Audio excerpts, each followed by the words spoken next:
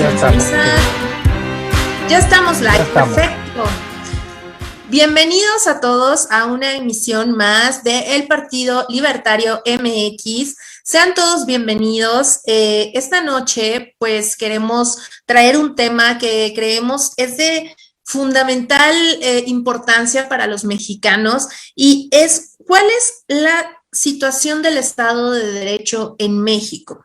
Y esto es tan importante porque realmente si nosotros no conocemos acerca de las leyes de nuestro país, va a ser bien complicado que podamos exigir algún tipo de justicia o legalidad porque pues finalmente andamos a ciegas. Entonces, por eso en el Partido Libertario MX se dio a la tarea de buscar a una experta en el tema, en la materia, y por eso nos hizo el gran honor de acompañarnos hoy la doctora Lisbeth Xochitl Padilla Sanabria, doctora en Derecho por la UNAM, capacitadora anticorrupción contratada por los Estados Unidos de América a través del USAID, postdoctorado con línea anticorrupción por la Universidad del Salento de Lecce, Italia, Lecce, espero haberlo dicho bien. Egresada de la tercera escuela de verano en dogmática penal y procesal penal alemana de la Universidad de Georg August en Göttingen, Alemania, vicepresidenta número 1 de la Sociedad Internacional Germano-Latinoamericana de Ciencias Penales, postdoctorado en Derecho Administrativo y Disciplinario por la Universidad de Valencia, España. Como verán, tenemos una gran eminencia en esos momentos y qué gusto, además, que sea una mujer. Bienvenida, doctora, ¿cómo estás? Te voy a hablar de tú, doctora. Claro que sí, María José, muchísimas gracias. Para mí un gusto y un honor estar aquí con ustedes, con los maravillosos libertarios que tanto admiro, que tanto quiero, ¿verdad? Y bueno, que también a Víctor, muchísimas gracias, Rubén, Alejandra, Pedro, Carlos, Pedro Martínez, muchísimas gracias por invitarme y bueno, pues aquí estoy a sus órdenes. Un gusto, doctora, tenerte por acá y mira, la verdad es que yo creo que a veces estos temas de la cuestión legal o la cuestión del Estado de Derecho, la gente como que no se involucra del todo y creemos que eso es un asunto que se debe dar nada más a nivel político, a nivel de los que se dedican al derecho, pero la realidad es que nos afecta a todos, doctora. Entonces, pues me gustaría y nos gustaría escuchar esta noche tu ponencia y lo que tienes para compartirnos el día de hoy y pues te dejo los micrófonos. Muchísimas gracias, Marijo. Bueno, pues esta parte del Estado de Derecho, fíjense que es muy importante, ¿no? Definitivamente las libertades, los derechos, las obligaciones de todos los sujetos deben estar direccionados a través de la norma jurídica, ¿no? Una norma jurídica que, bueno, de acuerdo a diversas materias que conforman este sistema, llamémosle así, este sistema del derecho, bueno, pues específicamente debe tener lineamientos, ¿no? Como decía Max Weber en su teoría de la acción, específicamente la norma jurídica es la que conduce, ¿no?, a los sujetos para que se comporten de determinada forma o de otra. Y bueno, también por ahí Michel Foucault, ¿no?, nos decía algunos temas sobre este punto. Michel Foucault, cuando nos habla del ejercicio del poder, y él señalaba que la norma o la tecnología de la norma, porque él veía al derecho como una tecnología, específicamente a la norma jurídica, pues es la que nos decía cómo debíamos nacer, cómo debíamos desarrollarnos y hasta cómo debíamos morir, ¿no?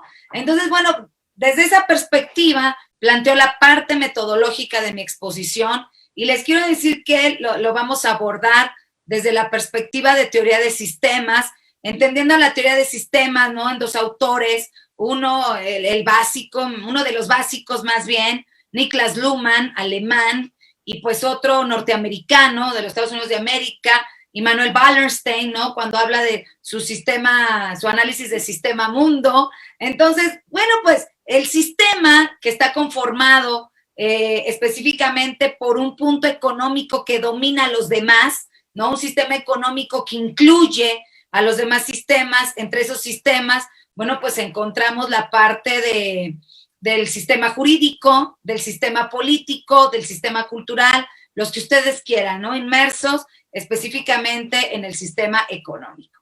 Y bueno, pues a partir de ahí, ¿no? Ya se crean las normas de acuerdo al momento histórico en el que estamos viviendo. De hecho, voy a utilizar un concepto que por ahí utilizaban los griegos, ¿no? Basado en la raíz griega cabernet. Y bueno, pues es específicamente la cibernética que quiere decir autoconducción. Y esto implica que la norma jurídica será cibernética al sistema económico. Esto es, de verdad, a mí me parece que es algo infalible, es algo que no se puede refutar, ¿no? Es decir, la norma jurídica se direcciona de acuerdo a cómo el ejercicio del poder en turno, ¿no? Determina este elemento, ¿no? Para seguir manteniéndose en ese punto de vista. Y por ahí Manuel Wallerstein, en su libro Después del liberalismo, señala que aquellos que se mantienen en el ejercicio del poder, pues harán lo que sea con tal de seguir así, ¿no? Ustedes coméntenlo o imagínense desde la perspectiva de los aparatos ideológicos del Estado, si son marxistas, ¿no? Desde la perspectiva del sistema económico, si son neoliberales, desde la perspectiva de los pobres o del pueblo, si ustedes son populistas, ¿no? Y desde la perspectiva de la industria, si ustedes son capitalistas. Lo cierto es que la sociedad, y yo me refiero a una sociedad global, o sea, ni siquiera una sociedad mexicana, unos llegan antes que otros, pues podemos dividir en 5 fases, ¿no? Este desarrollo sistémico. Y este desarrollo sistémico a partir, y Manuel Wallerstein, lo podemos tomar desde la Edad Media, ¿no? Incluso desde antes, desde la época del esclavismo, ¿no? Desde los griegos, desde los romanos. Pero bueno, Wallerstein nos habla de un sistema mundo, y un sistema mundo que va desde el siglo XVI, despuésito desde la Edad Media, y bueno, pues yo me atrevería a decir que hasta ahora. Y entonces hablamos de un capitalismo, un liberalismo, ¿no? Después de la Edad Media, en donde los sujetos, pues eran el elemento más importante y la norma jurídica se dirigía a efecto de protegerlos. Pero no era lo más importante porque, pues verdaderamente se quisiera proteger al sujeto, sino porque era el sujeto el que aportaba la mano de obra para producir capital. Después de ahí tenemos otra modernidad, ¿no? La primera modernidad, repito, el liberalismo. La segunda modernidad, pues ahí ya está la parte del Estado, el Estado benefactor, ¿no? El welfare state, por ejemplo, el Estado proteccionista, en donde, bueno, pues las normas se direccionaban a la protección del Estado. Todavía en México tenemos algunas normas de esas de antaño, ¿no? En donde protege al Estado, por ejemplo, algunos tipos penales, como puede ser el motín, ¿no? La traición a la patria. ¿Por qué? Porque eran las conductas que laceraban a la parte del Estado. Entonces, bueno, pues el derecho, la norma jurídica como tecnología, era cibernética la protección del Estado. Después, con el crecimiento de la burocracia, ¿no? Y cómo también este Estado va teniendo problemas de tipo fiscal, ya cargas muy fuertes, como lo es, por ejemplo, prestar servicios sociales, ¿no? A muchísima gente que además en esa época se hicieron personas longevas porque el Estado les daba alimentación, el Estado les daba salud, les daba seguridad. Bueno, pues la parte de la delincuencia organizada no existía, ¿no? Estamos hablando en México, me parece que por ahí de los 60, 70 y una partecita de los 80, ¿no? Y después viene el tema del neoliberalismo, la tercera modernidad, ¿no? Que yo en mis libros les llamo el Estado capitalista neoliberal, en donde pues ya estas mieles estatales van desapareciendo porque ya existe la parte de la privatización. El neoliberalismo se caracteriza por 3 elementos: la privatización, el recorte al gasto público y la desestatización. El Estado ya no interviene en la parte económica y son, bueno, pues estos privados los que a partir de la prestación de un servicio público, pues empiezan a obtener ya capital, digámoslo así.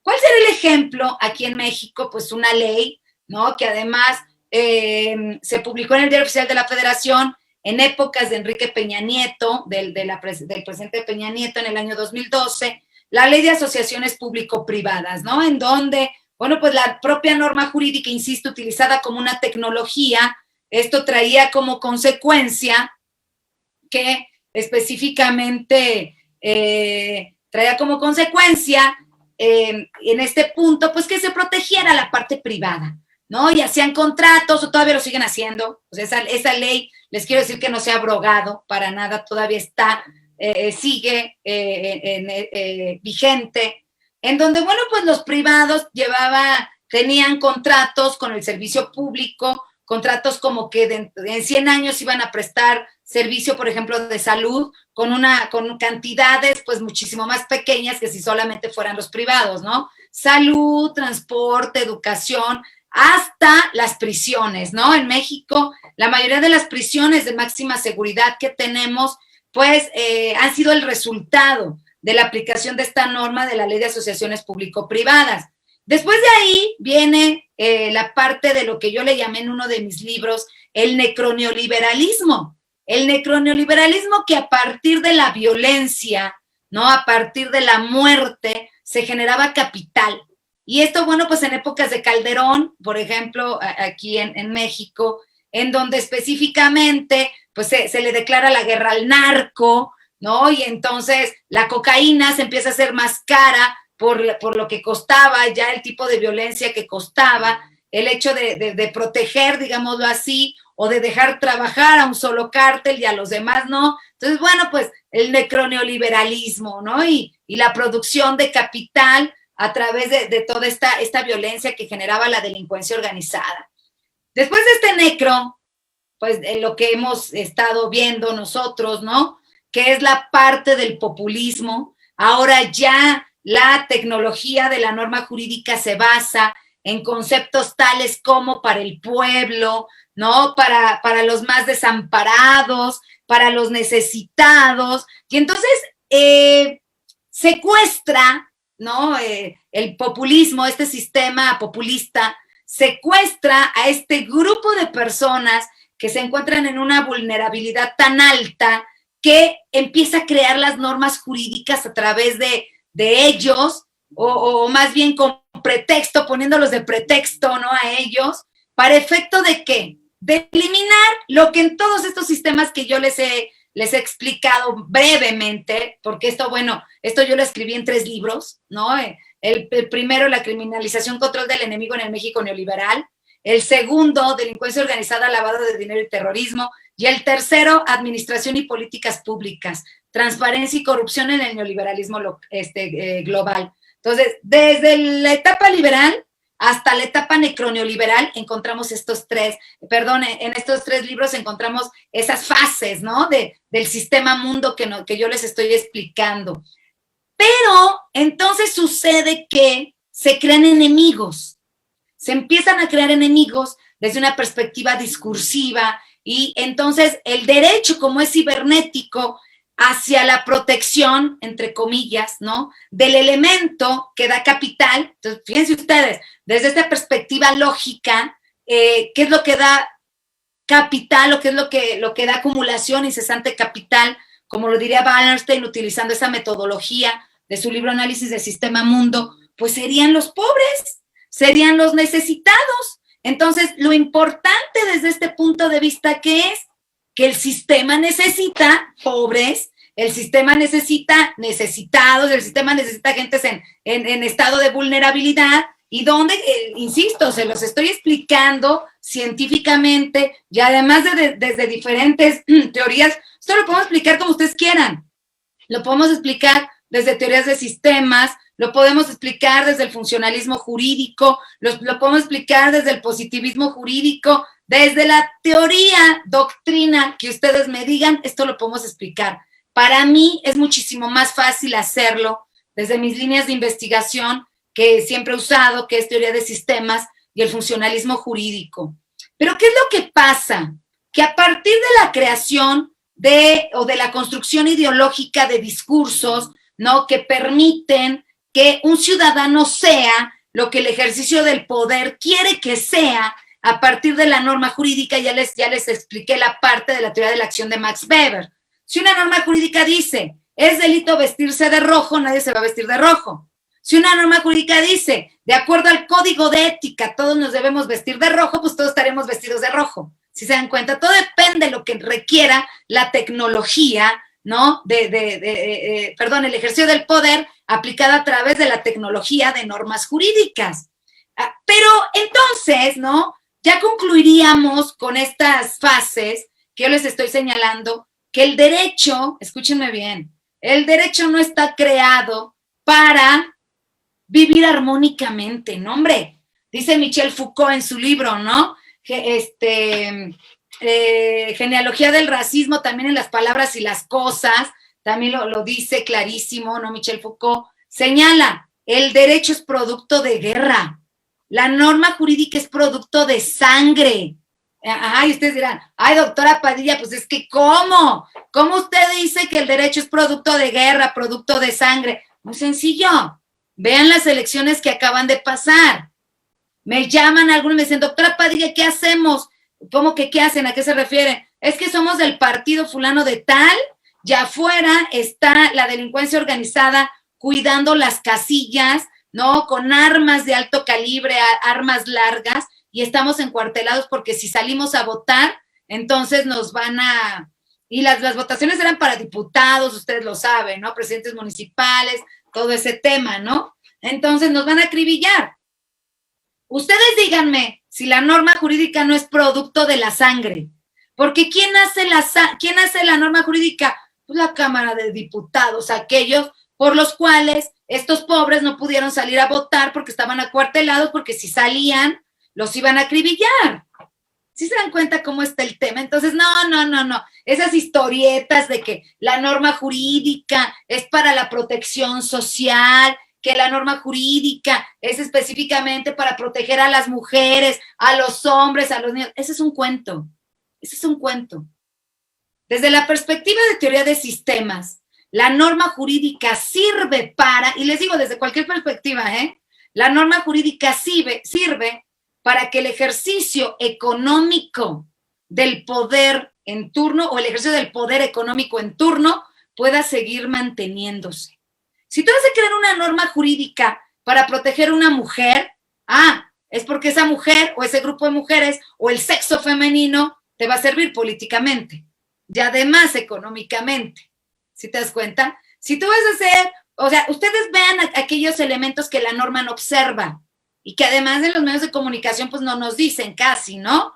Por ejemplo, la parte de las personas de la tercera edad, la parte de las personas que tienen alguna enfermedad terminal. ¿Dónde los vemos? En la comunicación social. ¿Dónde vemos una protección para ellos, por ejemplo? Bueno, en realidad, pues eso no interesa, ¿no? Para la parte del sistema. Entonces, ¿qué es lo que está pasando? Esto que les acabo de decir solamente es un preámbulo. ¿Por qué decidimos este tema, no? Las violaciones del Estado de Derecho. Independientemente de cómo esté construida la norma, que ya lo explicamos, me parece, desde una perspectiva pues ya muy básica, ¿no? Ya dijimos desde esta teoría de sistemas, la norma va a atacar al enemigo. Ese es un hecho. La norma va a atacar a aquel que no permita específicamente que tú te quedes en el ejercicio del poder. Y cuando hablo de tú o de aquellos del ejercicio del poder, pues hablo de los que manejan, ¿no? Específicamente este punto político y este punto económico. Digo, es muy sencillo. Ustedes hagan un análisis, ¿no? De todas las licitaciones que se han hecho, no solamente en este gobierno, sino en gobiernos anteriores, de cómo está cooptado, ¿no? El Poder Judicial Federal, el Poder Legislativo, de cómo está cooptado de las mismas personas, de amigos, de familiares. Ustedes véanlo. Pueden decir, es que uno es del PT, otro es del PRD, otro es del PAN. Es lo mismo. Simplemente se cambian de partidos, van subiendo, van bajando. Los que no ganan es porque están castigados, pero ellos manejan el tema. Lo demás es mero pretexto. ¿Sí se dan cuenta? ¿Y cómo digo que lo manejan? Bueno, pues muy sencillo, ¿no? Ay, me encanta. Yo estoy esperando las preguntas. Pues muy sencillo. Desde la perspectiva económica. Claro que sí. Desde la perspectiva económica, ¿no? Es decir, ¿cuánto son las licitaciones? ¿Quiénes son las licitaciones? Y entonces lo que es, hagan de cuenta, si alguien vio El Señor de los Anillos, la norma jurídica es como el ojo de Saurón, ¿se acuerdan? Si Saurón ve a un enemigo, específicamente le dirige la mirada a ese enemigo y hasta que no termina con ese enemigo que invade su seguridad. En este sistema populista, ¿no? En el que no solamente México está inmerso, y sí, o sea, sí estamos en un populismo, ustedes vean la Constitución, ustedes vean las normas jurídicas, ustedes vean la exposición de motivos de las normas que se hicieron y se van a dar cuenta hacia dónde va el ataque y hacia qué es lo que está protegiendo, ¿no? Cuando al final del día el concepto es corrupción, por ejemplo, se supone que la norma jurídica debería ir hacia los corruptos y pues no va hacia los corruptos, simplemente van hacia el enemigo que es corrupto o que puede ser no corrupto, pero que no permite que los verdaderos corruptos funcionen. Ajá. Matas dos pájaros de un tiro, quitas de un lado esa competencia económica de este corrupto y justificas la norma jurídica, diciendo que la norma jurídica sí sirve para combatir la corrupción, cuando la verdadera corrupción sigue. ¿Sí te das cuenta de ese punto? Entonces, bueno, yo aquí quiero hablar de varios puntos porque específicamente sí lo que me va a permitir estar en el ejercicio del poder, lo que me va a permitir acumular capital es la gente vulnerable, son los pobres, ¿no? Son aquellas personas que necesitan, pues yo voy a pretender que siga así. ¿Por qué? Porque ellos son por los cuales yo existo. Es muy fácil. Por ejemplo, yo siempre les hago esta pregunta a mis alumnos, ¿no? Cuando estamos hablando de ejercicio del poder, de teoría de sistemas, sobre todo a los de posgrado. Y les digo, a ver, ¿qué necesitan ustedes para aceptar mi discurso de seguridad? Supongamos que yo soy una candidata y les estoy diciendo, a ver, es que yo les voy a dar seguridad. ¿Qué es lo que necesitan ustedes? Algunos me contestan cosas raras, ¿no? Como que, ay, no, doctora, pues que usted tenga buen discurso. No, eso está equivocado. No, doctora Padilla, pues que sea una mujer ejemplar. No, eso está equivocado, eso no lo necesito. Yo lo que necesito para que ustedes me compren mi discurso de seguridad es inseguridad. Fíjate nada más. Claro que es inseguridad, porque a mí la inseguridad me hace existir y yo puedo aportar ese discurso y ustedes me van a votar por mí. Me van a dar sus votos por la inseguridad que existe. Si no hubiera inseguridad, entonces yo tendré que cambiar mi discurso para tener un convencimiento. Entonces, mándenlo ustedes al ámbito de corrupción, ¿no? Si mi discurso es combate a la corrupción, ¿qué es lo que necesito para seguir operando? Pues corrupción, mis amigos, corrupción. Y para aquellos que no estén de acuerdo conmigo, bueno, por favor, basta con que metan una solicitud de transparencia y ustedes me señalen cuántos delitos cometidos por hechos de corrupción en materia, por ejemplo, de enriquecimiento ilícito. No nos vamos lejos. ¿Cuántas sentencias por enriquecimiento ilícito tenemos? Bueno, vámonos más lejos. ¿Cuántas sentencias tenemos de un servidor público de alto nivel con corrupción, delincuencia organizada y lavado? No hay uno solo en el país. Siendo que somos, ¿verdad? Según la OCDE, el país más corrupto de la OCDE. ¿Ya te das cuenta? Según Transparencia Internacional, el cuarto país más corrupto de América Latina, solamente por detrás de Venezuela, Haití y República Dominicana. Después le sigue México.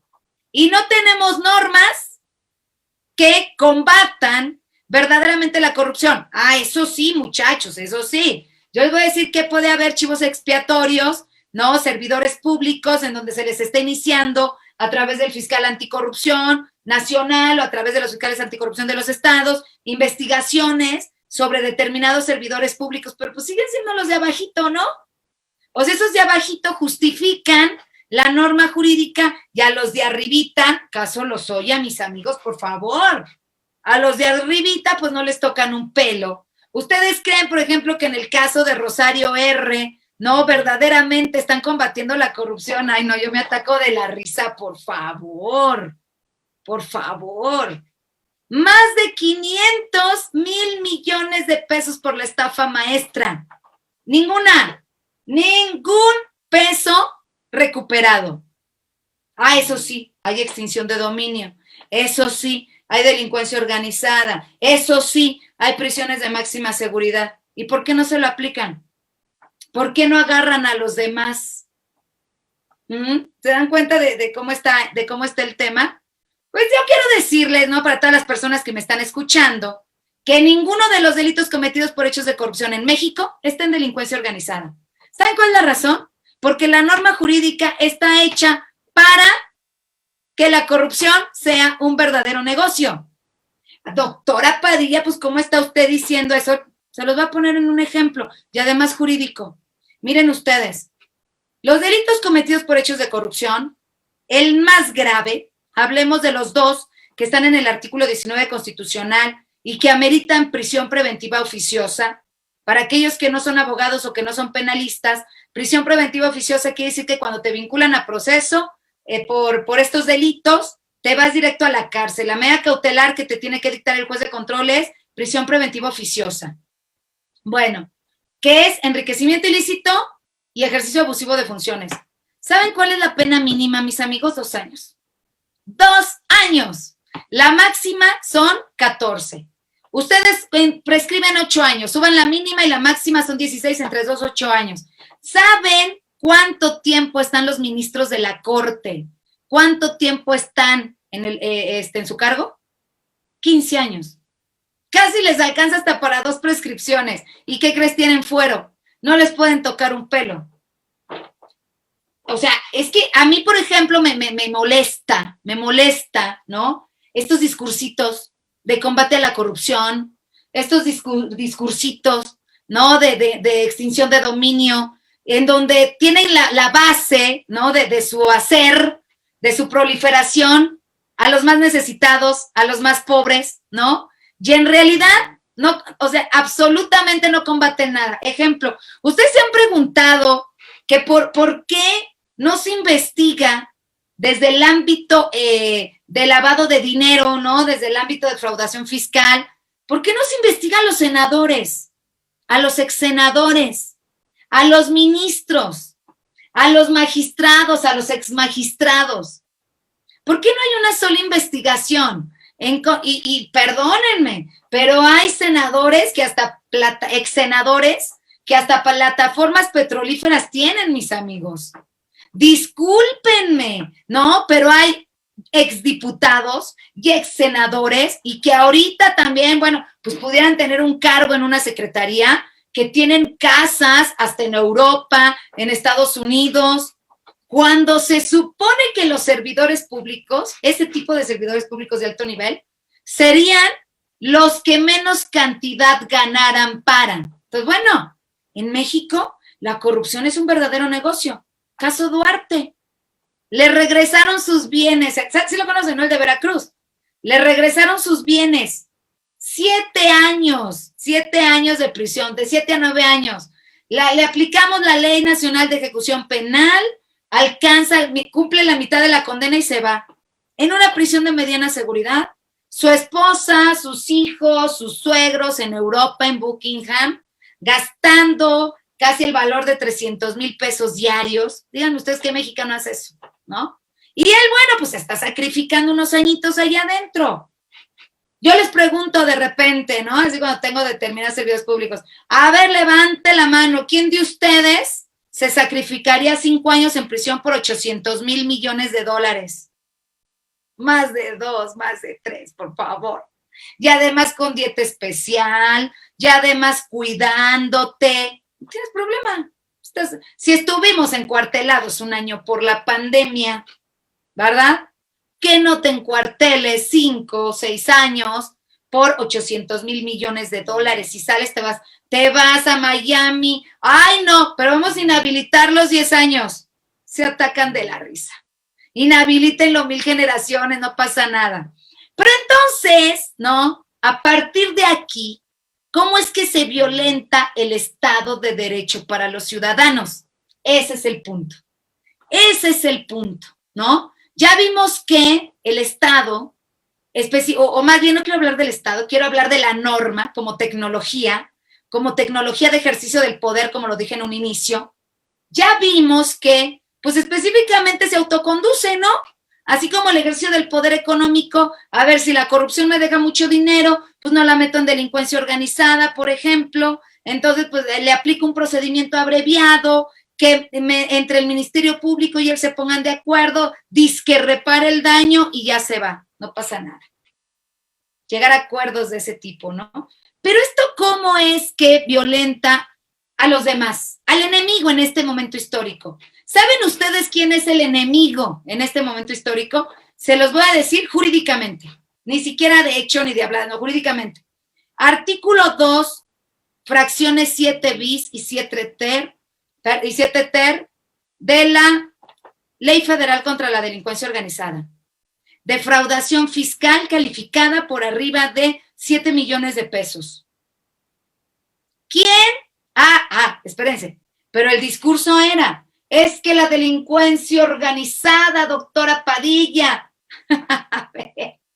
la delincuencia organizada en impuestos paga, amigos, ¿no?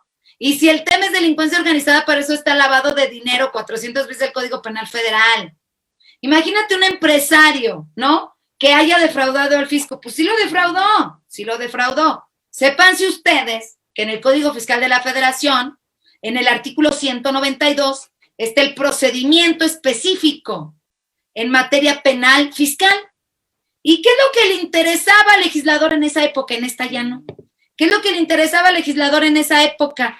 Pues recuperar activos, ¿no? A ver, defraudaste al fisco, paga lo defraudado y la Secretaría de Hacienda y Crédito Público le va a peticionar a la Fiscalía, ¿no? A la Fiscalía General de la República, no es a la Procuraduría Fiscal, yo no sé cómo dicen que la Procuraduría Fiscal libra órdenes de aprehensión. Ay, no, espérense. Ellos son coadyuvantes, investigan, pero desde el procedimiento penal no pueden librar órdenes de aprehensión y pueden solicitar una siquiera ante el juez de control, por favor. No son la autoridad, eso lo hace la Fiscalía General de la República a través de su subfiscalía especializada en materia de delincuencia organizada. O sea, no, la gente está espantadísima porque me dice, es que la Unidad de Inteligencia Financiera y la Procuraduría Fiscal pueden librar órdenes de aprehensión. No, nada que te va a librar.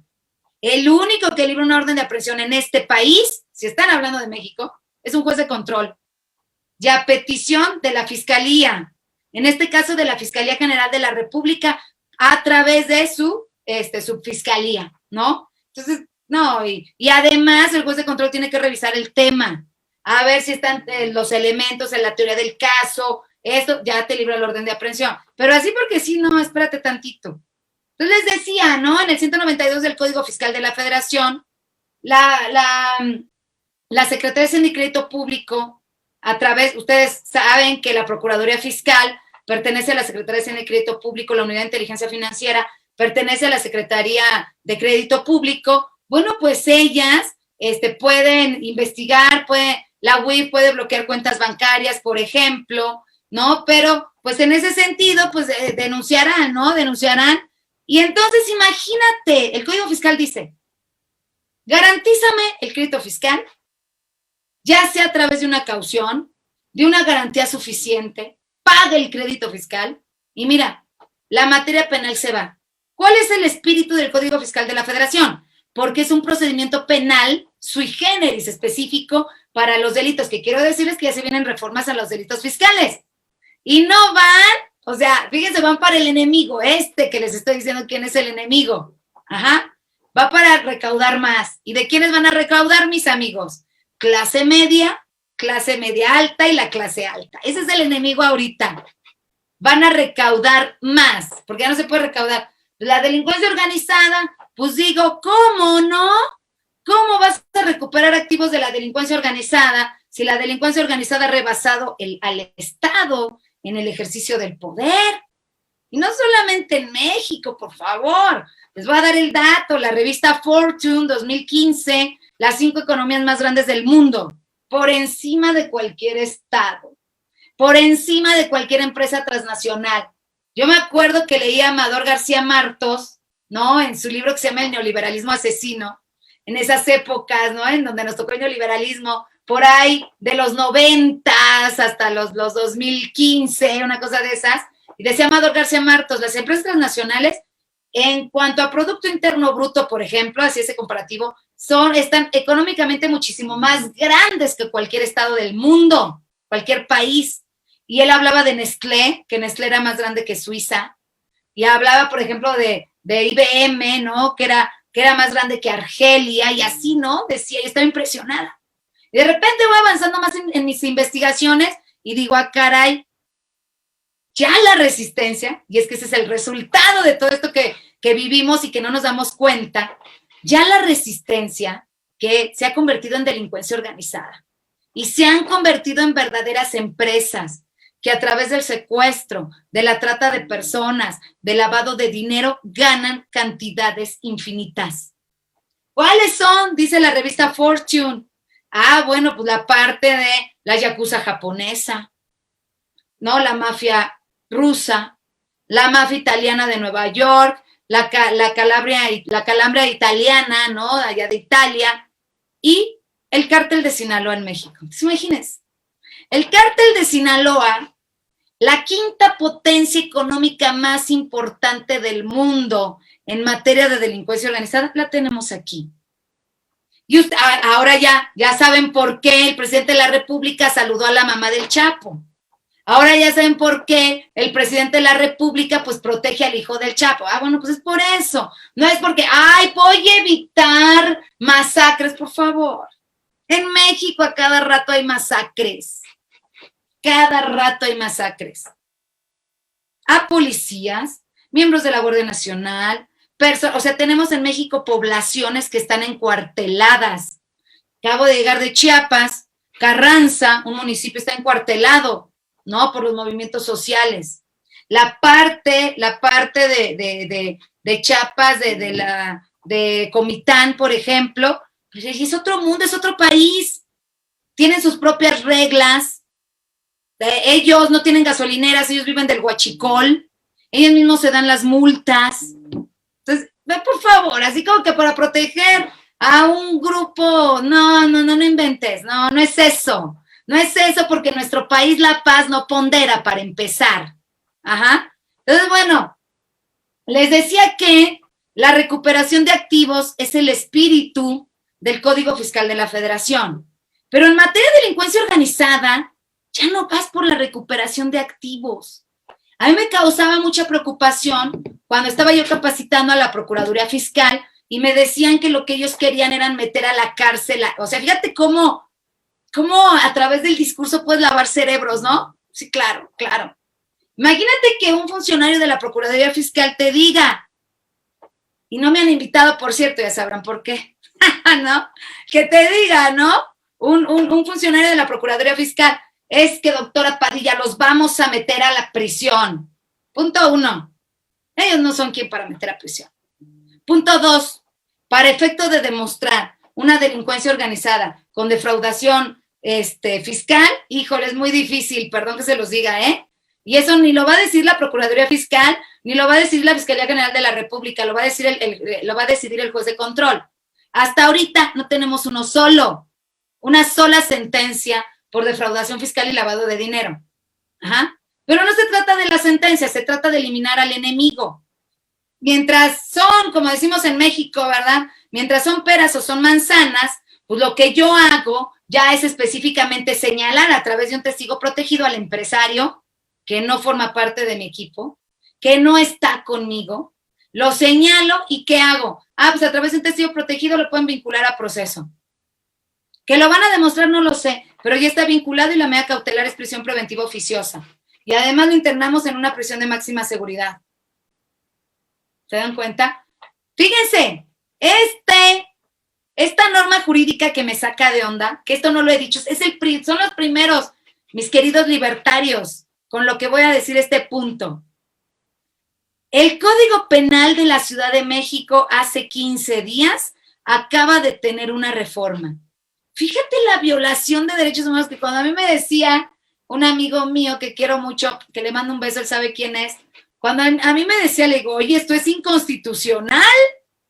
Fíjense, el artículo 256 del Código Penal de la Ciudad de México se equipararán, o sea, se asemejará, ¿no? Para aquellos que no son penalistas, se equiparará a todos aquellos que formen parte de la administración de una asociación civil y que haya recibido recursos públicos como servidor público. ¡Ah, caray! O sea que el artículo 108 constitucional está pintado, ¿no? Pues ahí me dice claramente quiénes son servidores públicos. O sea que la Convención de las Naciones Unidas contra la Corrupción está pintada.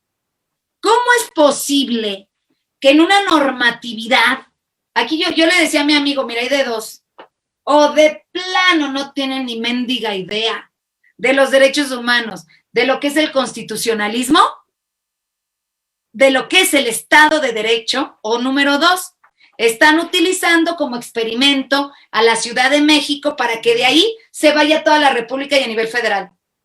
¿Y por qué les están poniendo el tema de servidores públicos? Imagínate, ¿no? Un delito cometido por hechos de corrupción. Quiero decirles que hay delitos que también tienen que ver con los particulares, también les llegan. Hay faltas administrativas también por particulares y además son graves. Pero en materia penal, si eres servidor público, el tratamiento es distinto. Por el elemento del deber funcional y además tiene agravantes. ¿Qué quiere decir? Que a cualquier persona, otra vez el enemigo, ya los tenemos en la Ley Federal contra la Delincuencia Organizada, ¿no? A los empresarios. Bueno, pues a los empresarios, mis queridos amigos, ya los vamos a tener, por lo menos en la Ciudad de México ya están como servidores públicos con todas las agravantes. Cuidadito y un ejercicio abusivo de funciones, porque en términos del 167 del Código Nacional de Procedimientos Penales, les toca cárcel como medida cautelar, prisión preventiva oficiosa.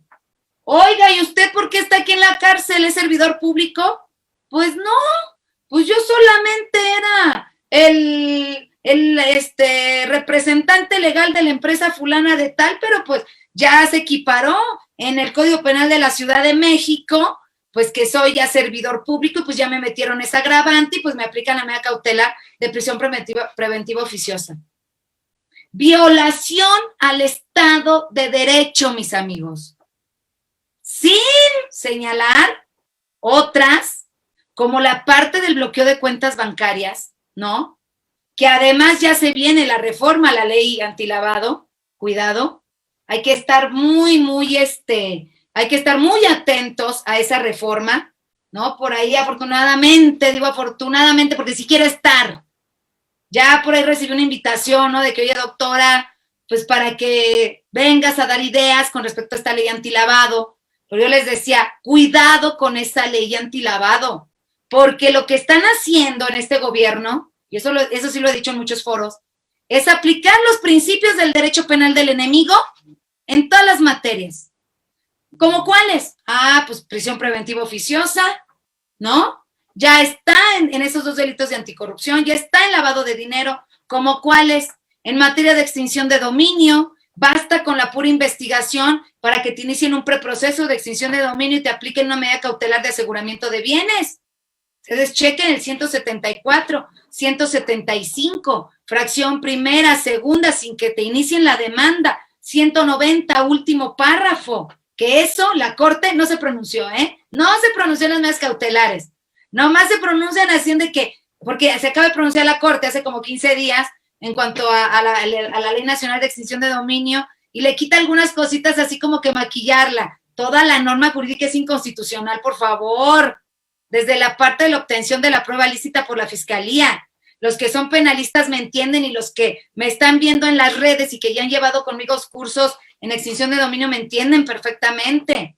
Y los que no, pues quiero decirles que basta una investigación, ¿verdad?, hacia una persona por lavado de dinero, por delitos cometidos por hechos de corrupción, encubrimiento, robo de vehículos, delincuencia organizada, trata de personas, huachicol, por ejemplo, ¿para qué? Entre otros, cualquier delito cometido por un funcionario público, entre otros, extinción de dominio. Entonces, imagínense estos pobres empresarios, no, estos pobres empresarios que ya los equiparan con servidores públicos para los delitos cometidos por hechos de corrupción, ¿no? Extinción de dominio.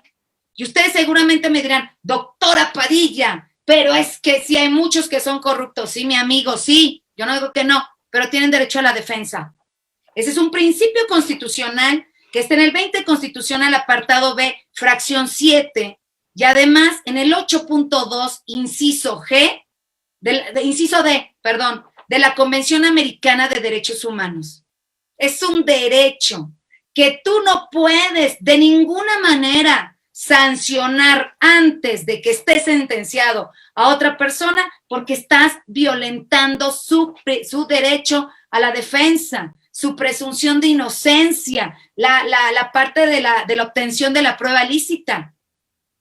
Entonces, estos empresarios, no solamente prisión de máxima seguridad, no solamente prisión preventiva oficiosa, no solamente extinción de dominio, también bloqueo de cuentas bancarias.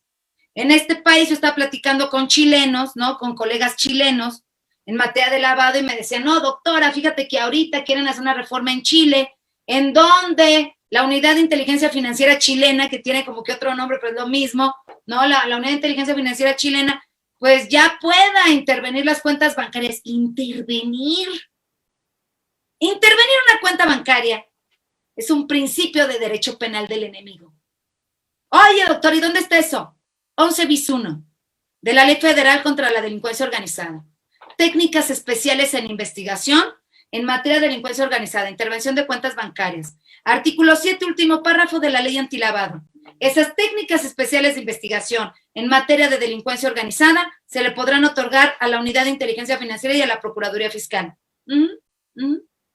¿Cuáles son? Intervención de comunicaciones, cuentas bancarias, financieras, entregas vigiladas, agentes infiltrados. Chequen ustedes la ley. Una ley que está vigente actualmente y que tiene su fundamento constitucional en el artículo 16, párrafo 9.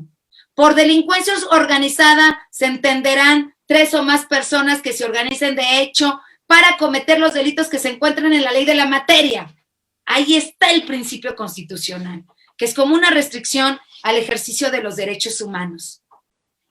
Pues eso que ustedes están observando, lo pasan a la Unidad de Inteligencia Financiera, lo pasan a la Procuraduría Fiscal. Y entonces, ¿qué sucede? Aquí sí, no es como en Chile, que estaban infartados porque iba a haber una intervención financiera sin que se le notificara, se le diera la garantía de audiencia. Bueno, aquí en México no se te notifica nada, por amor de Dios. En cuanto a la parte del bloqueo de cuentas bancarias, lo único que hace la Unidad de Inteligencia Financiera es solicitar, ¿no?, a la Comisión Nacional Bancaria y de Valores o a las instituciones de crédito que te bloqueen. Oye, ¿por qué me bloqueaste? Casos de homónimos, un montón. Doctora Padilla, me han bloqueado mis cuentas. Es un homónimo. Me llamo Juan Pérez López. Pues hay como 10,000 Juanes Pérez López y como 5,000 de esos Juanes Pérez López son delincuentes y tienen denuncias, tienen procedimientos, y al otro Juan Pérez López pues también bloquearle la cuenta bancaria por si las dudas. Violación del 14 constitucional, mis amigos. 16, la garantía de audiencia. ¿Cómo me bloqueas mi cuenta bancaria y no me das la oportunidad de defenderme? Sí, pues eso en México pasa. Es una violación estructural al Estado de Derecho, así como les comento. La garantía de audiencia. ¿Y qué pasa en los juzgados de distrito? Algunos, bueno, pues sí, otorgan la suspensión, desbloquean las cuentas bancarias, pero otros no. Otros, no, hombre, hasta andan viendo en qué te falta una copia, no le admitas la demanda porque falta una copia. Dios de mi vida. Así específicamente les digo, es esta violencia con respecto a la parte de este Estado de Derecho, ¿no? Y bueno, mis amigos, pues no conforme con ello, la jurisprudencia de la Corte, ustedes saben, ¿verdad? Que la jurisprudencia es obligatoria en términos del 94. Ahora ya voy a decir yo, para lo que les conviene, porque ya con la reforma judicial, pues ya ustedes sabrán que en el artículo 228 de la Ley de Amparo, pues ya existe la interrupción de la jurisprudencia. ¿Qué es esta interrupción de la jurisprudencia? Si yo, Corte, emito una jurisprudencia, no va a ser obligatoria para mí, ¿eh? Para todos los demás sí, pero para mí no. Así que yo puedo resolver como se me dé la gana. Claro, que te dice la norma. Deberán señalar las razones del por qué. Bueno, eso cualquiera lo hace, ¿no? Dame una razón, pues tu razón es esta, la que quieras. ¿Cuántas quieres? Tengo 1000. ¿Quieres 100, 200? Ahí están. Pero bueno, pues esta jurisprudencia de la Corte, yo nunca había visto eso. Eso sí tengo que ser sincera. Más que en este gobierno, sí. En este gobierno yo he observado cómo está la tendencia de aplicar los principios del derecho penal del enemigo en otras ramas que ni siquiera son derecho penal, como extinción de dominio, que es derecho civil, como en materia fiscal, ¿no? Ustedes chequen la reforma al artículo 5A, abre la puerta para que entre la delincuencia organizada en materia fiscal, ¿no? Por ejemplo, la parte de los servidores públicos también, cuando ya en la reforma judicial ya existen estos acuerdos generales en donde el Consejo de la Judicatura Federal pues podrá inventarse a través de una norma blanda, inventarse una responsabilidad administrativa para aquellos jueces, magistrados, ¿no? Cualquier funcionario del Poder Judicial que no se alinee a las determinaciones, ¿no? Por ejemplo, lo que le pasó al juez con la parte de la reforma eléctrica, ¿se acuerdan? Pues hagan de cuenta. Con la de los datos biométricos, otorgo los amparos, hagan de cuenta, pues ya lo están investigando a través de la Unidad de Inteligencia Financiera, ¿no? Para ver si está correcto su tema fiscal y financiero. ¿Y por qué no lo hacen como decíamos en un principio, no? Investígate cada año vamos a hacer una norma jurídica en donde la Unidad de Inteligencia Financiera, la Fiscalía General de la República, la Procuraduría Fiscal, se investiga a todos los senadores, diputados y que chequen todos sus bienes, los que no estén a sus nombres. Nosotros tenemos ex magistrados que tienen específicamente a sus hijos estudiando en Europa, tienen unos megacasones, ranchos. ¿Con qué les gusta? 10 millones de pesos al año. ¿Pueden comprar eso? No, mis amigos. A nosotros no nos pueden engañar, no. Pero no los investigan. Por eso les digo a los cuates sí, como diría Carl Schmitt, ¿no? Uno de los favoritos de Hitler. Pues es que el derecho es para el enemigo. A mis amigos no me los toques. Ajá. Bueno, pues más o menos por ahí, por esa línea andamos. Y les decía que yo no había visto esto, ¿no? Tengo que meter un corolario. Yo no había visto esto porque la jurisprudencia de la Corte emitió una jurisprudencia que además no es materia penal, es materia administrativa disciplinaria para los servidores públicos, en donde le otorga facultades a autoridades que ya no las tienen y en donde aplican la retroactividad de la norma en perjuicio de las personas. A ver, que quede claro, yo no estoy diciendo que no se investigue, procese y sancione a los corruptos. Yo no estoy diciendo eso. Pero es muy diferente que nosotros podamos señalar que se sancione a un sujeto violándole derechos humanos. Eso no se puede. Ejemplo de ello, la Corte Interamericana, el caso Petro contra Colombia. Derecho disciplinario colombiano, ¿no? Que hace un derecho disciplinario basado en un deber funcional que una sola persona, el Procurador General de la Nación, investigaba, sustanciaba y resolvía. Y él decidía qué tipo de falta administrativa era y cómo los iba a sancionar él solito. Y la Corte Interamericana dijo, no, discúlpame. Es que eso lo tenemos en la Constitución. Discúlpame. A mí como Corte no me interesa lo que digan tus leyes secundarias y lo que diga tu Constitución. Tú como país que forma parte del sistema interamericano de derechos humanos, debes observar estas mínimas garantías hacia los sujetos que son imputados en materia penal, administrativa, cualquiera, civil, incluso la Corte Interamericana dice eso, por el caso de extinción de dominio. Cualquier rama jurídica que trajera como consecuencia el cambio de situación de una persona. Ahí está. Y condenó a Colombia. Entonces, nosotros mexicanos no podemos decir tampoco que porque lo dice la Constitución, que porque lo dice la jurisprudencia de la Corte. Entonces, ¿la Corte qué hace? En este caso en concreto que les digo, ustedes busquen la jurisprudencia 2022-133. Ajá, sí, 2022. No es cierto, 2022-311. Es esa, 2022-311. Y entonces, a capricho, porque eso fue, o sea, creen que uno no se da cuenta, a capricho de la Secretaría de la Función Pública, que con este tema de combate a la corrupción, las faltas administrativas antes o las infracciones prescribían en 1, 3 años y hasta 5. Pues no, la Secretaría de la Función Pública denunció y, es que deben prescribir hasta en 7 años, porque actualmente prescriben en 7, pero actualmente, del 2017 para acá. Pues la Corte dijo, no, pues todas las investigaciones que se realicen ahorita, vas a aplicar la actual ley, donde prescriben en 7 años, aunque los hechos hayan sucedido atrás del 2017. No puede ser. No, miren, yo estaba así como me estoy jalando los cabellos ahorita. No puede ser. ¿Por qué no puede ser? Porque en la propia Constitución tenemos bloques de constitucionalidad, ¿no? El artículo 29, párrafo segundo, te dice, hay derechos humanos que no se pueden restringir, no los puedes violar por ninguna manera. Es más, no puedes suspenderlos ni en caso de pandemia, ni en caso de guerra, ni en caso de lo que tú quieras, nadie, ni lo puede decir ni el presidente, ni el Congreso, ni la Corte. No lo pueden hacer. ¿Saben cuáles son?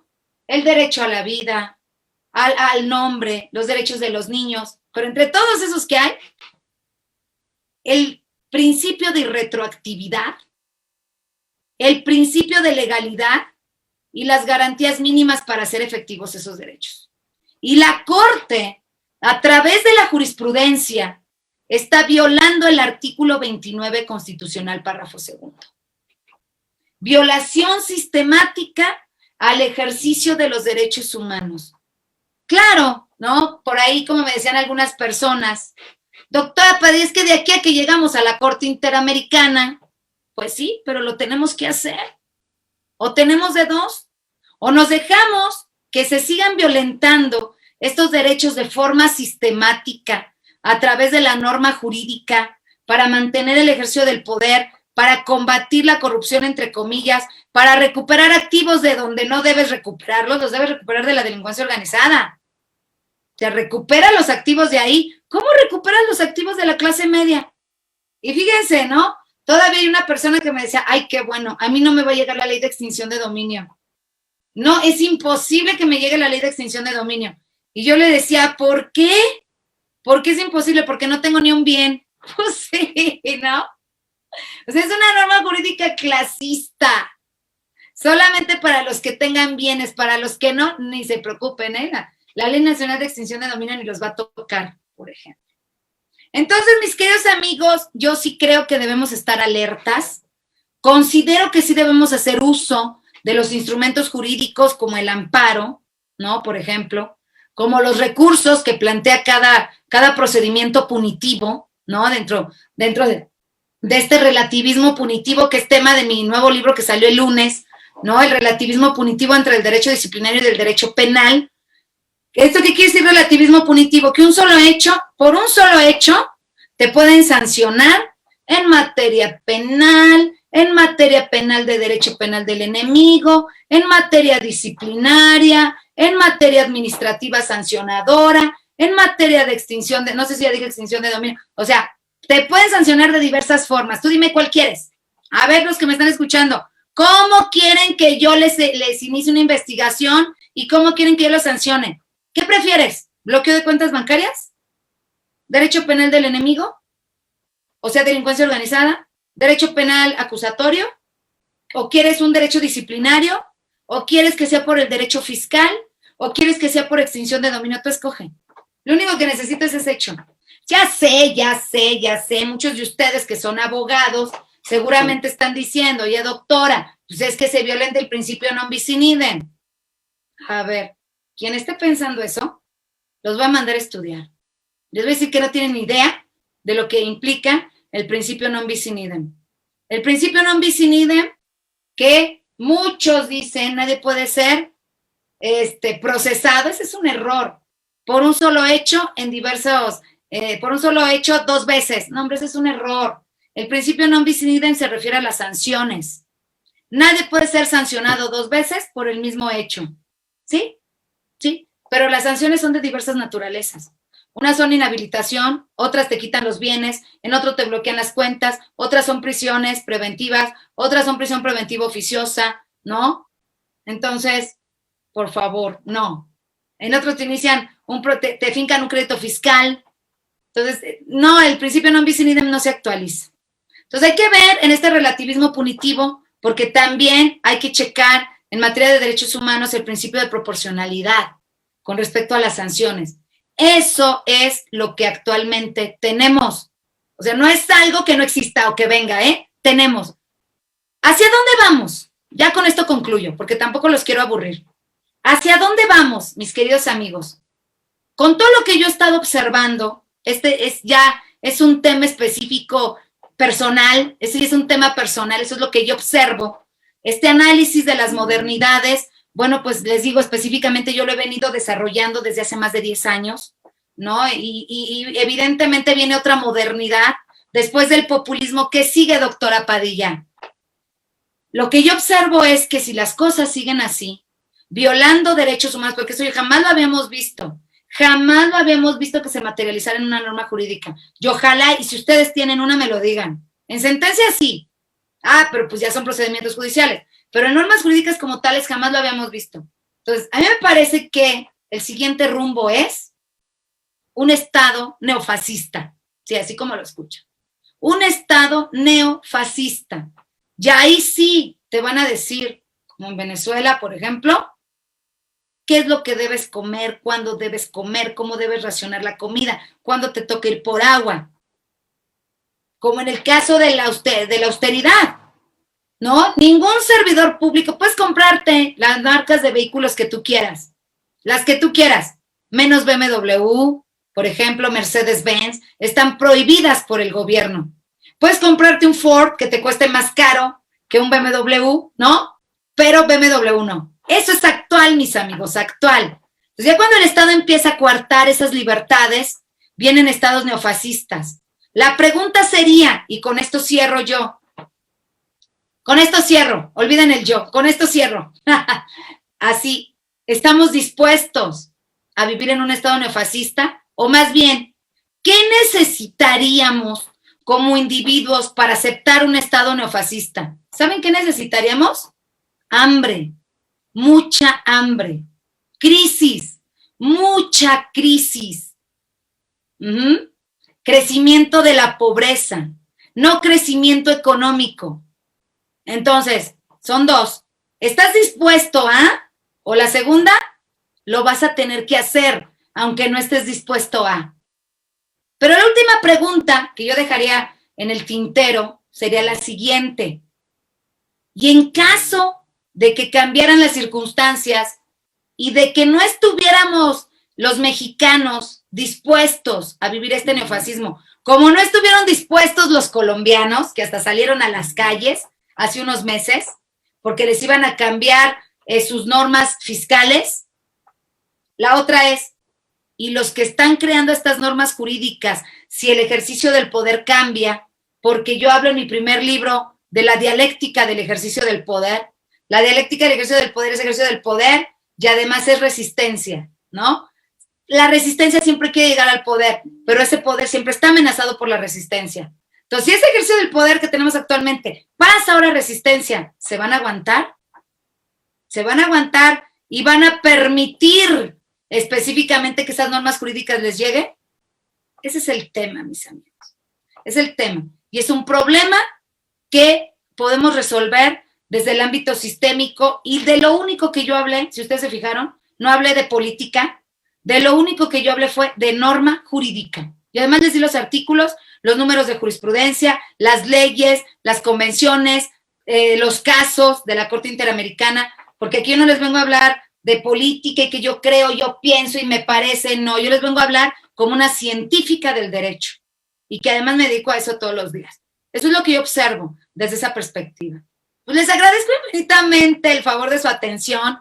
Para mí, digo, yo puedo decir que no a cualquier persona, menos a los libertarios. A mí me encanta la gente crítica, ¿no? Y le decía a mi amigo con el que comí hoy, le digo, es que yo no puedo dejar a los libertarios porque me encanta la crítica de ellos.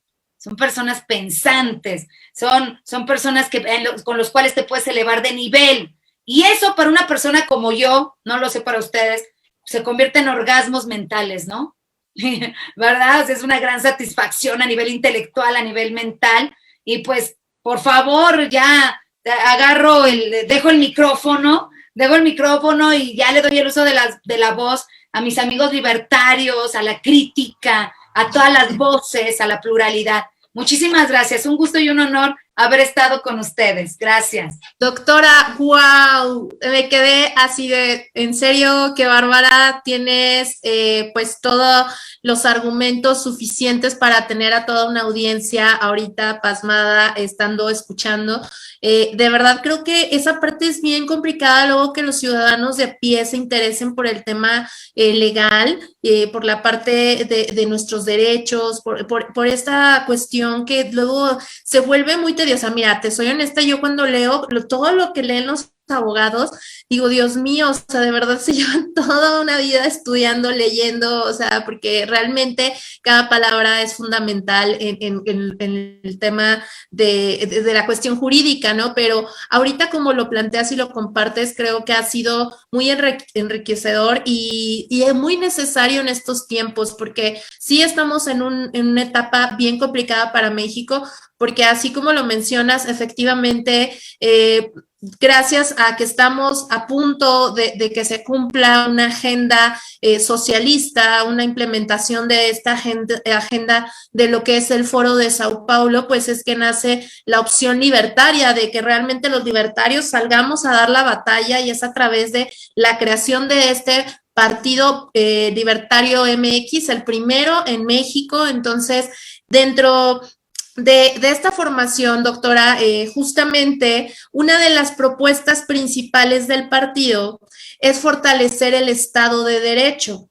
Entonces, mi pregunta sería, ¿tú cuál crees que sería la forma ideal que se puede fortalecer este Estado de Derecho? Sí, sí, Mari José, muchas gracias.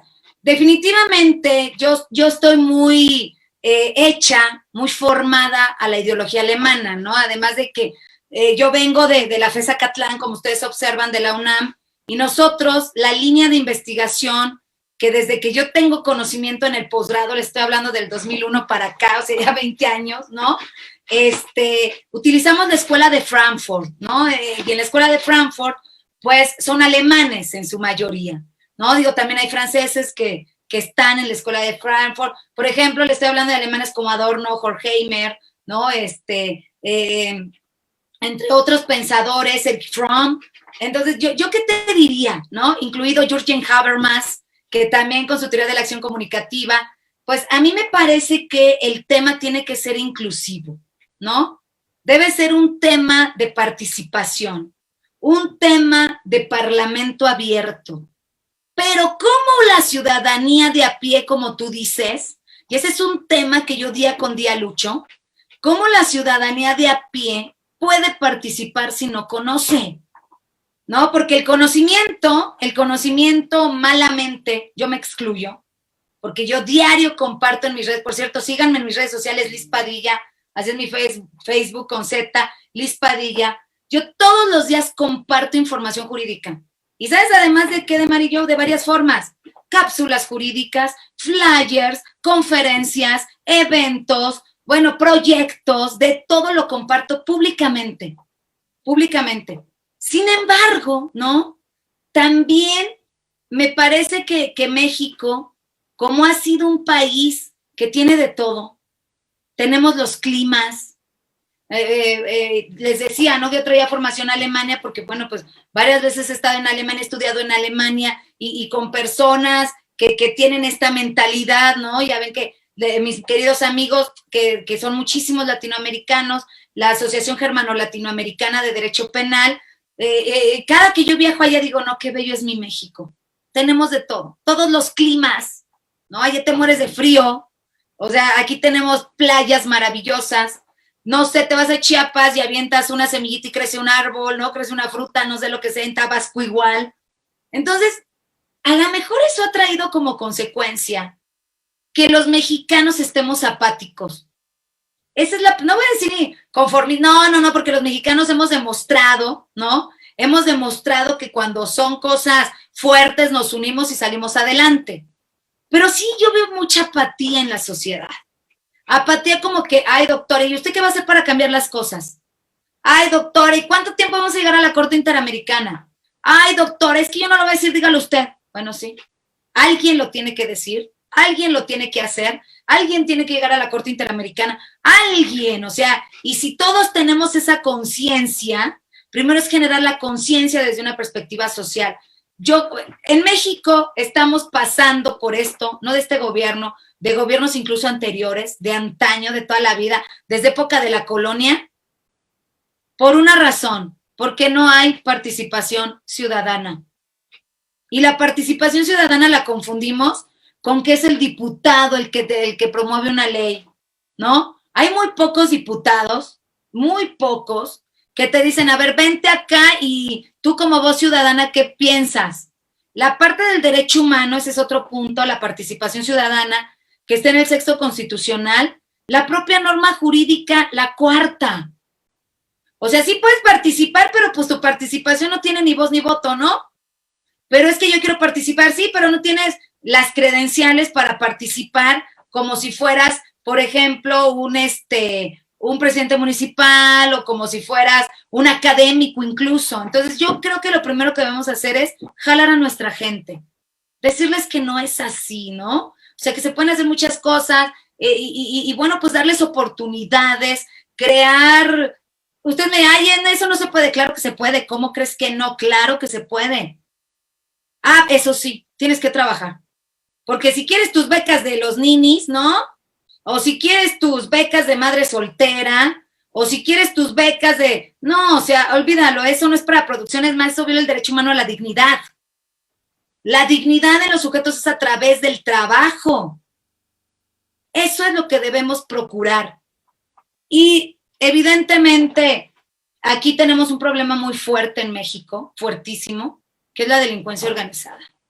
Sí. Esos negociazos de delincuencia organizada en donde ya los niños no solamente quieren ser los niños ya capos, ¿no? Sino que se los roban para que ya formen parte de los ejércitos de esas filas. Aquí en México, mis amigos. Entonces tendríamos que crear un plan, ¿no? Un plan integral desde todas las perspectivas multidisciplinario e intradisciplinario para ver cómo combatimos la delincuencia organizada, ¿no? Estados Unidos, pues en cierta forma ha invertido en México. Desgraciadamente no en toda la República, ellos nada más les interesan la parte norte, Chihuahua, Coahuila, Nuevo León y Sonora. Esos 4. Ahí Estados Unidos a través del USAID le invierte lo que quieran. El Plan Mérida, todo lo que quieran, porque es la frontera, ¿no? Pero bueno, pues desgraciadamente por eso la parte sur no está tan desarrollada como la parte norte. Es una de las causas, no por eso, una de las causas. Entonces, sí, primero tenemos que jalar a nuestra gente. Tenemos que trabajar con nuestra gente y eliminar esa apatía. Esto no lo va a resolver el diputado, ¿eh? Lo de la línea 12 del metro no lo van a resolver los que están actualmente en el ejercicio del poder. No. Esto lo tenemos que resolver nosotros como ciudadanos. No hay más. Así es, mi querida María José. Muchas gracias, doctora. Fíjese que, wow, tenemos bastante audiencia y hay muchas preguntas. De hecho, hay algunos que ya andan diciendo, ¿por qué no han hecho mi pregunta? Tranquilos, tranquilos. Aquí ahorita vamos a intentar hacer sus preguntas, porque hay muchos antes de ustedes. Y la verdad es que sí tenemos que informarnos y sobre todo llevar a la acción lo que sabemos y tener como las bases sólidas de a dónde llegan nuestros derechos, conocer al menos las bases principales de la Constitución. Realmente sigan a la doctora, yo ya le di follow ahorita, me interesa obviamente también estarme documentando y pues bueno, vamos a seguir con las preguntas. Por acá Pedro Meléndez pregunta, ¿cómo puede haber un Estado de Derecho si es el propio gobierno quien lo dicta? No, esa es muy buena pregunta, sí. Como diría Michel Foucault, ¿no? ¿Quién crea la norma? La norma la crea quien tiene poder para hacerlo, para proteger su vida, sus bienes, su familia y su propio ejercicio del poder. Claro, claro, evidentemente así es. Pero acuérdate cuando yo estaba platicando a la persona que me hizo la pregunta, que te mando un beso, acuérdate que yo estaba platicando en esta ponencia que la resistencia es importante. Y cuando yo hablo de resistencia, mis amigos, no hablo de una resistencia a palos, ¿no? No hablo de una resistencia, vamos a aventar granas, no, no, no. Yo hablo de una resistencia a varias formas, por ejemplo, desde mi punto de vista, una resistencia intelectual, en donde, bueno, pues, a ver, evidentemente tú no vas a votar por una persona que trae un discurso de corrupción cuando toda su vida ha sido un corrupto. Entonces, eso es conciencia, eso es conocimiento. Entonces, o sea, sabes que no voy a trabajar, o no voy a hacer esto, o vamos a hacer, no sé, entre todos los mexicanos un paro nacional por este punto, porque no estamos de acuerdo. Pero nosotros tenemos un problema, y es la genealogía de la colonia. Aquí en México, ¿no? Ves un güero, ¡ay! Le pones casi, sí, pues es el mal de Quetzalcóatl, ¿no? Y todas las mujeres, pues queremos andar güeras y nos pintamos el cabello. Fíjense, yo no me pinto un pelo. Queremos andar, sí, porque guau, ese es el estándar de belleza, ¿no? Y si lo dice la doctora Padilla, pues no vale. Ah, pero si lo dice, si viene un español, ese sí vale porque es español. Si viene un alemán, eso sí vale porque es alemán. Entonces, tenemos esa parte genial. Entonces, como es el ejercicio del poder, Michel Foucault le llama el orden del discurso y tiene un libro. Como lo dice el ejercicio del poder, eso es. Oye, pero pues te están dejando en la calle. Pues, pero es que me está diciendo el ejercicio del poder, ¿no? Pero yo te estoy diciendo, no, es que tú no tienes esa investidura, entonces hay que hacerle caso a él. Es un grave problema. Es un grave problema. Que no analizamos, no pensamos. Entonces, si tú llegas al Parlamento abierto, si tú señalas que esto está mal, ¿por qué la Suprema Corte cambió la Ley Nacional de Extinción de Dominio? Porque hubo una acción de inconstitucionalidad por parte de la Comisión Nacional de Derechos Humanos antes que esta. O sea, las resistencias y los equilibrios son importantes. ¿Por qué tenemos estas normas jurídicas ahorita? Porque un solo partido está en el ejercicio del poder en el Congreso, juntos con sus satélites. Ahorita pues ya cambia un poquito, ¿no? Ya no tienen la mayoría absoluta. Pero eso no puede ser en México. Todo requiere equilibrios. Si hubiesen otros partidos, no, espérate, esta norma no pasa, esta reforma a la Constitución no pasa. Ahorita tenemos una gran ventaja que ya más o menos se equilibró el Congreso. ¿Cuál es la ventaja? Que por lo menos reformas constitucionales va a estar difícil. Y norma que violente la Constitución, bueno, pues se podría iniciar una acción de inconstitucionalidad, por ejemplo.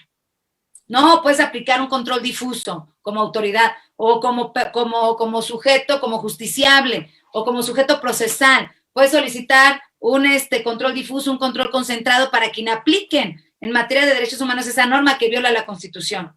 Yo creo que vamos avanzando. Creo que estas elecciones fueron buenas porque están demostrando ya la inconformidad, de acuerdo a lo que tú me estás preguntando.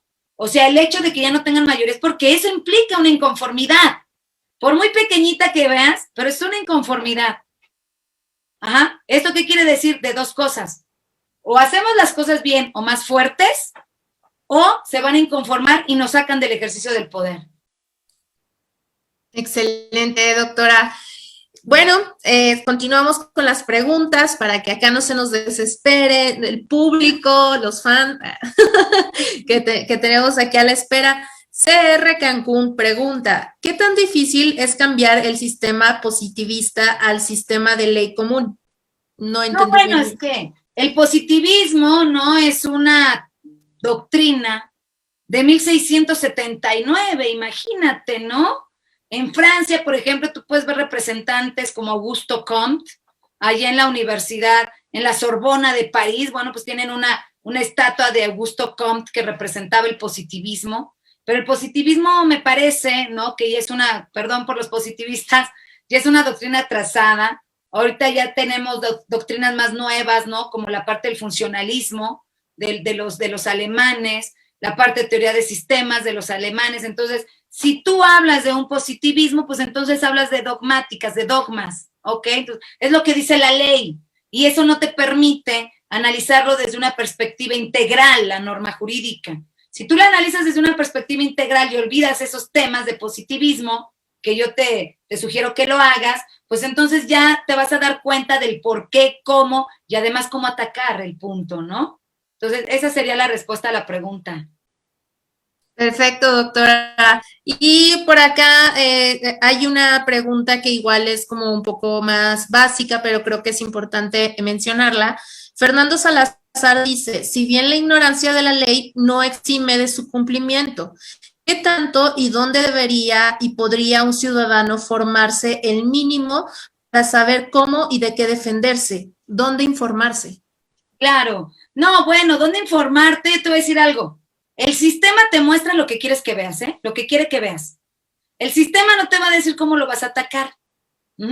Y si tú muestras algo de ataque, ¿no? Desde una perspectiva así de frente, como tabla rasa, el sistema tiene estructuras para efecto de poderte cooptar. Así es como funciona. Pero si tú te haces parte del sistema y el sistema lo vas cambiando desde sus propias estructuras, bueno, pues entonces el sistema va a ir cambiando poco a poco. Entonces, con respecto a la pregunta, pues no, o sea, tampoco tienes que estar así como que a ver cómo cambio, ¿no? Lo que actualmente existe.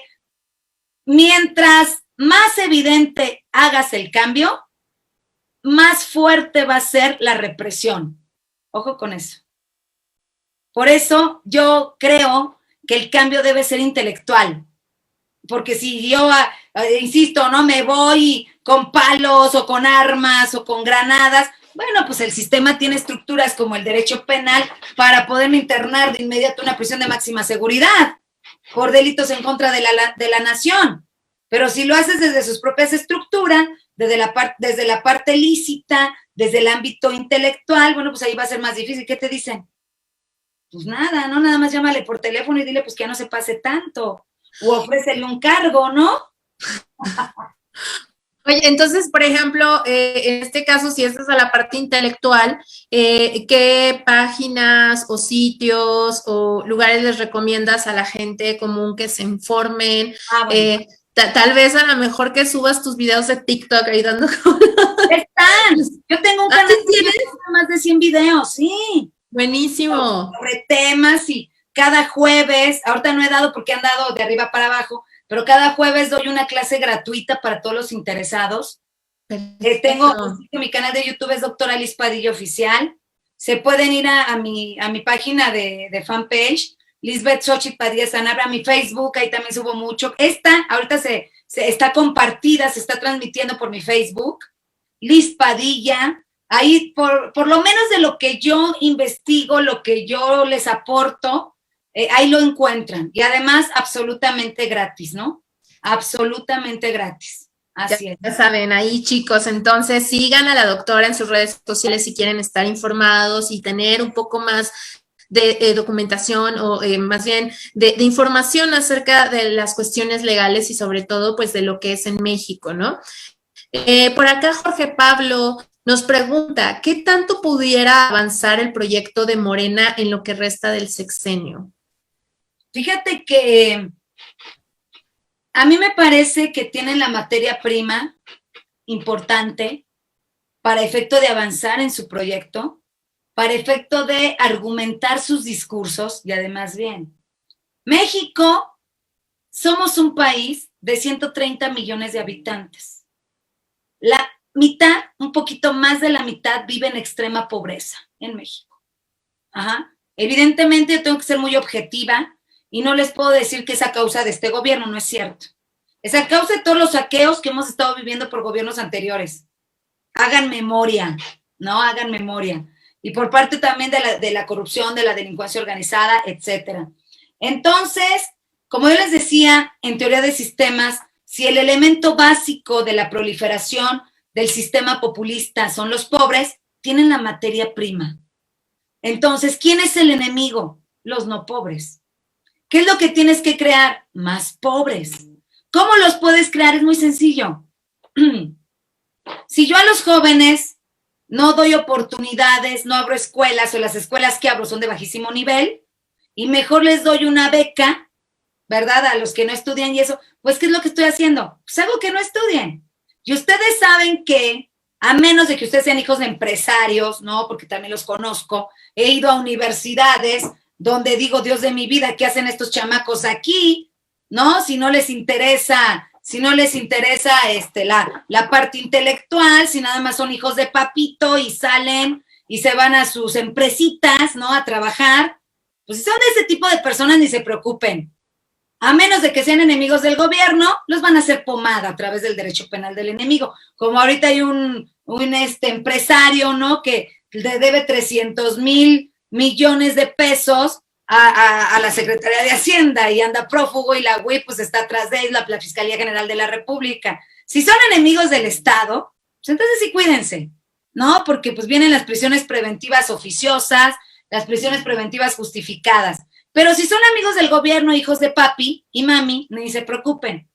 Pero si son personas, ¿no? Que vienen desde abajo, como en mi caso, como muchos de los que nos están viendo ahorita, bueno, pues específicamente ahí el hecho de darle a un sujeto, no sé, por ejemplo, yo voy a dar un ejemplo, el SNI, el Sistema Nacional de Investigadores, cátedras especiales, y eso no fue en este gobierno, aclaro, fue en gobiernos anteriores, hace, déjenme ver, unos 8 o 10 años, un investigador con doctorado, a producción académica, libros, todo, conferencias, además estancias de investigación en el interior. Imagínate un salario, un sueldo, como ustedes quieran, de 30,000 pesos mensuales durante 10 años.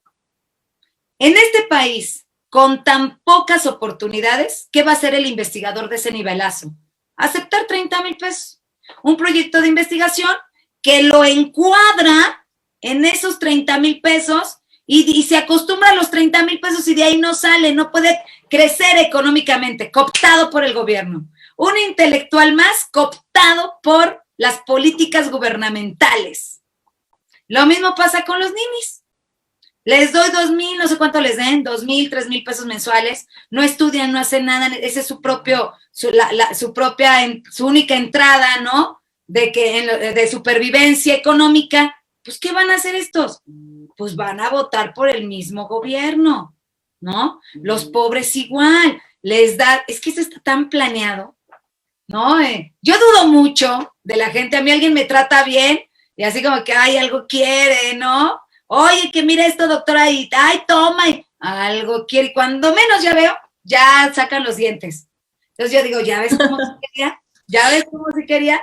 ¿No? Oye, como recordar esta parte y yo creo que eso es esencial en Latinoamérica, el hecho de que nada es gratis, o sea, la gente sigue creyendo que las cosas son gratis y digo, ahorita ya mencionaste a los ninis y a todo eso, a mí me sorprende muchísimo la gente mayor, los adultos mayores, que dicen, no, es que el presidente nos está dando más pensión, o sea, de verdad ellos creen que el presidente saca dinero de su bolsa y les está dando más dinero.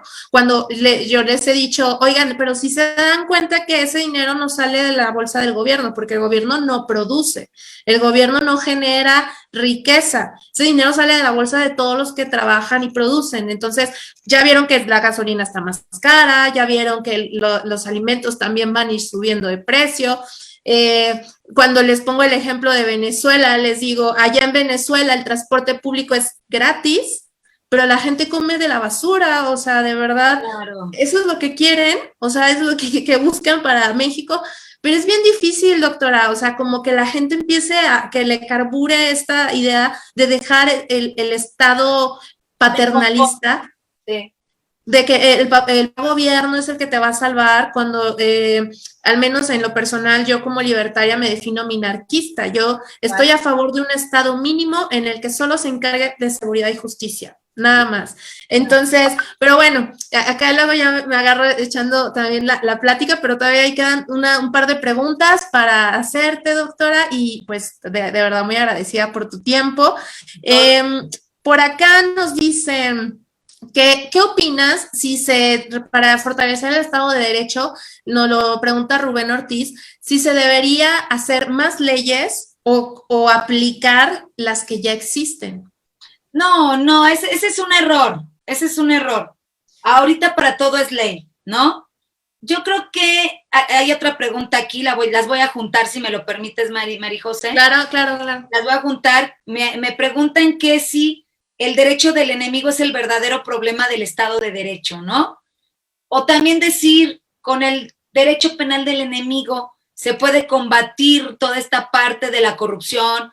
No, yo creo que la parte inflacionaria de la norma jurídica, hacer más normas por hacerlas, no nos va a resolver el problema. Está por demás demostrado que con normas jurídicas que te avientan, o sea, tenemos normas jurídicas que se acumulan, cuyas penas de prisión, mi querida Marijose, pueden llegar hasta los 300 años de prisión, imagínate. 300 años de, claro, y dicen que en México no existe la pena de muerte. No, quiero que se vayan a la penitenciaría, no aquí al diamante del reclusorio sur, para que vean si no existe la pena de muerte. Claro, no existe desde la perspectiva legal, pero desde lo fáctico, pues evidentemente ahí está. Entonces creo que no es así. La parte del derecho penal del enemigo aplicado en una sociedad que no es democrática, ¿no? A mí me parece que en México, dada esta violación del Estado de Derecho, este quebrantamiento del Estado de Derecho, no estamos en una democracia, es muy peligroso aplicarlo. Porque un derecho penal fuerte o un derecho civil fuerte como la extinción de dominio o la parte del bloqueo de cuentas bancarias fuerte, ¿no? Como el derecho administrativo sancionador el procedimiento de la unidad de inteligencia financiera, puede ir direccionado hacia el enemigo y lo podrán aplicar cuando ellos lo quieran y hacia quienes ellos quieran. Qué casualidad, ¿no? Dos cosas, qué casualidad que ninguno de los candidatos de Morena lo acribillaron en estas elecciones, ¿no? En esta etapa electoral. Qué casualidad que a ninguno de los que están actualmente en el gobierno les bloquean las cuentas bancarias.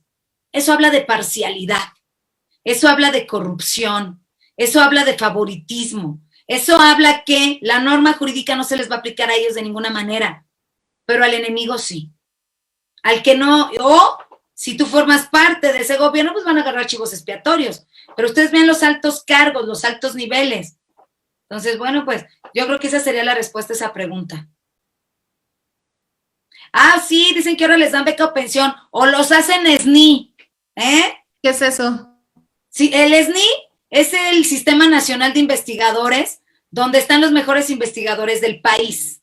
Entonces, o sea, a nivel académico, los mejores académicos del país. O sea, Gertz Manero, yo no sé dónde dé clase o cómo haga la investigación o qué, le dieron SNI 3, uno de los más altos. Es candidato, SNI 1, SNI 2, SNI 3 y emérito. Son los que llevan a emérito y arriba de 60 años. Entonces, bueno, pues hay muchos que son SNIs. Y wow. tú, pues, ¿de dónde, no? Oye, como que esta situación que nos está apremiando en torno a toda esta cuestión que sucede alrededor de México, pues lo vemos y lo hemos visto que ha sucedido en otros países, en otros estados en los que se ha aplicado, en los que se ha implementado estas políticas socialistas. En este caso, obviamente, lo que ya es la estructura como socialista se basa mucho en tener como el control absoluto de los tres poderes. Doctora, ¿usted cree que en algún punto, bueno, ya lo ha querido hacer Morena actualmente, quedarse con el control de todas las cámaras y el poder de los tres poderes?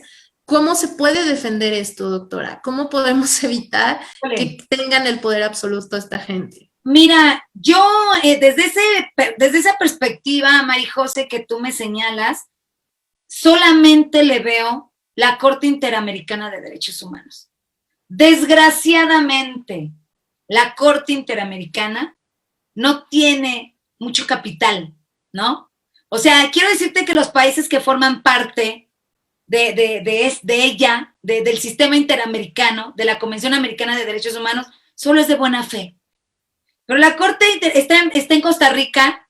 Costa Rica no tiene ejército, ¿no? Me acuerdo cuando estuve allá en los 40 años, iba yo en el camión, bueno, no manejándolo, sino iba no de turista, sino de un lado a otro, y una costarricense se me acerca y me dice, tú no eres de aquí, ¿verdad? Le digo, no, yo soy mexicana. Le digo, ¿cómo están en Costa Rica? Y me dice, muy bien, estaba orgullosísima de que en su país no tenían ejército. Y la razón es porque no lo necesitaban, porque ellos eran una sociedad de paz, así me decía. ¿A qué voy? A que en Costa Rica ni siquiera tienen ejército, por ejemplo, no pueden hacer valer. Sí, ya sé lo que me dirán. Doctora Padilla, es que la Convención Americana tiene normas para hacer efectivas sus determinaciones, sus sentencias. Pues no.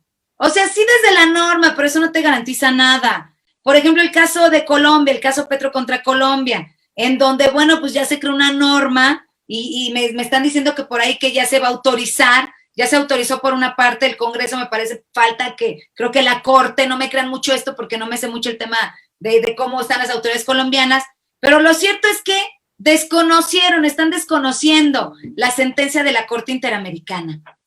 Perú, ¿qué pasó con Fujimori? ¿No? Fujimori igual se sale del sistema interamericano de derechos humanos cuando estaba cometiendo actos de corruptela, etcétera. ¿Qué sucede? A Fujimori hasta le imputaron delitos de lesa humanidad. Tiene que ser desde el ámbito internacional, Mari José, con el ámbito mexicano no. Delitos de lesa humanidad. Yo he hablado de lesa humanidad por la cuestión de la pandemia. Por favor, por supuesto, que se actualiza el artículo 7, inciso K, de la Corte Penal Internacional, ¿no? Ay, no me acuerdo cómo es esta ley. A ver, discúlpenme, pero se actualiza el delito de lesa humanidad. Entonces, pero se ríen aquí en México. ¡Ja! Delitos de lesa humanidad, sí, cómo no, porque nunca hemos tenido a nadie. Pero hay algo que quiero decirles. Si tú llevas al sistema al extremo, no te confíes, porque ese sistema te va a atacar.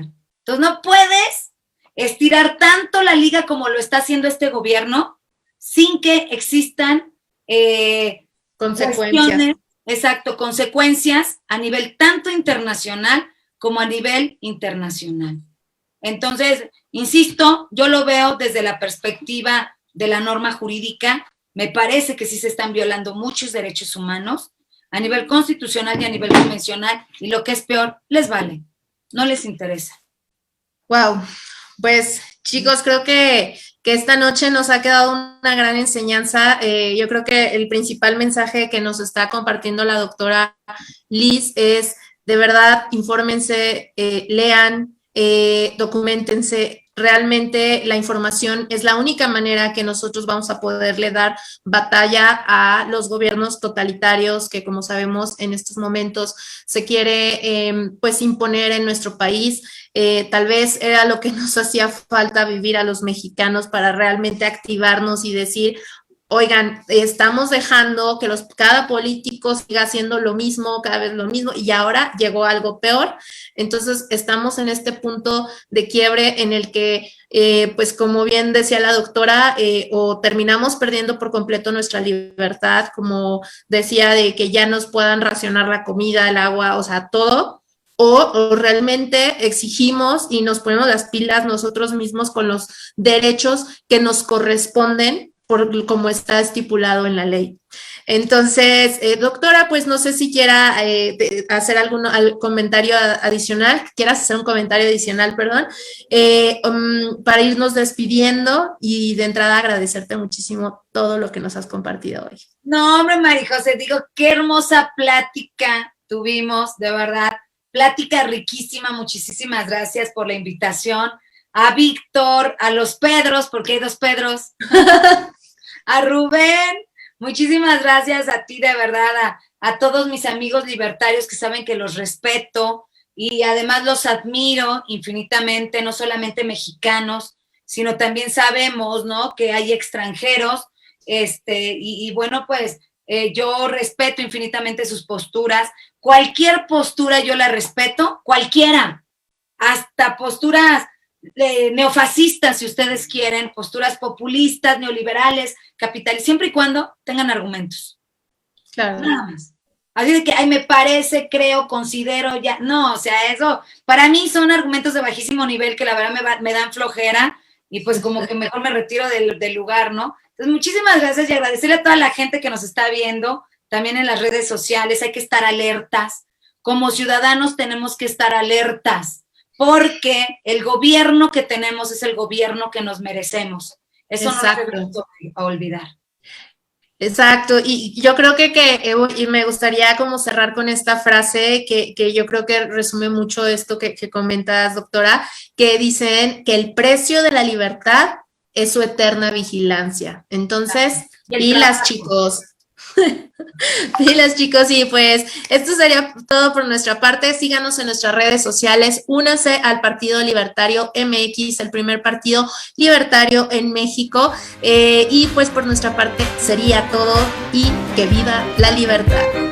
Hasta la próxima.